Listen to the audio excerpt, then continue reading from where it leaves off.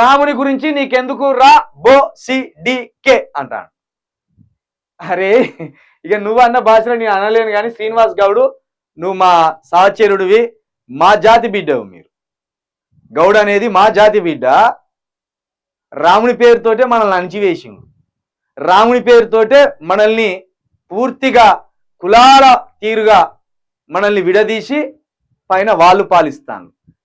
కాస్త మన బీసీ బిడ్డ మహాత్మా జ్యోతిరావు పూలే గారు రాసిన గులాంగిరి అనే బుక్కు చదవండి. మరొకసారి చెప్తున్నా, మహాత్మా జ్యోతిరావు పూలే గారు, మనకు చదువు లేదు ఈ దేశంలో, ఎస్సీ బీసీ ఎస్టీలకు చదువు లేదు. చదువు లేకపోతే జ్యోతిరావు పూలే గారు, సావిత్రి పూలే గారు వాళ్ళ సొంత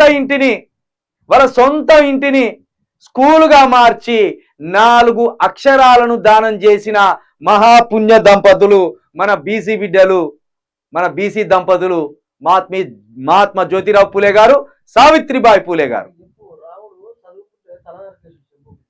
రాముడు శంభూకుడు దేవుడికి పూజ చేస్తుంటే బ్రహ్మ విష్ణు మహేశ్వరులను దర్శించుకోవడానికి శంభూకుడు జ్ఞానం కోసం, బ్రహ్మ జ్ఞానం కోసం ఒక చెట్టు కింద తపస్సు చేస్తుంటే రాముడు వచ్చి ఒక్క దెబ్బతోటి తల నరికేసింది.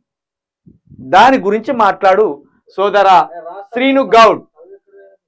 ఈ రోజు నువ్వు రాస్తున్న చదువు కూడా బ్రాహ్మణులు పెట్టిందో రాముడు పెట్టిందో కాదు.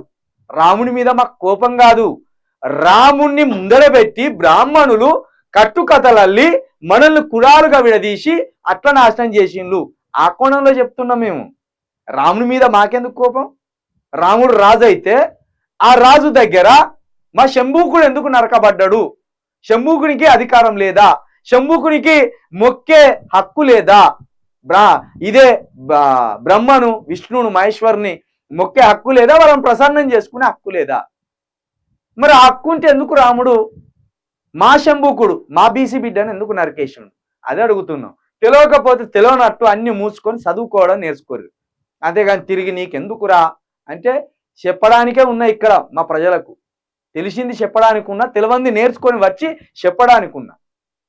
ఒకవేళ నా వల్ల మళ్ళీ పొరపాటు జరిగితే మళ్ళీ తెల్లారొచ్చి ఓకే నేను తెలుసుకునేది పొరపాటు, ఇగో ఇది నిజం అని కూడా చెప్పడానికి నాకు ఎలాంటి బేషాజాలు లేవు.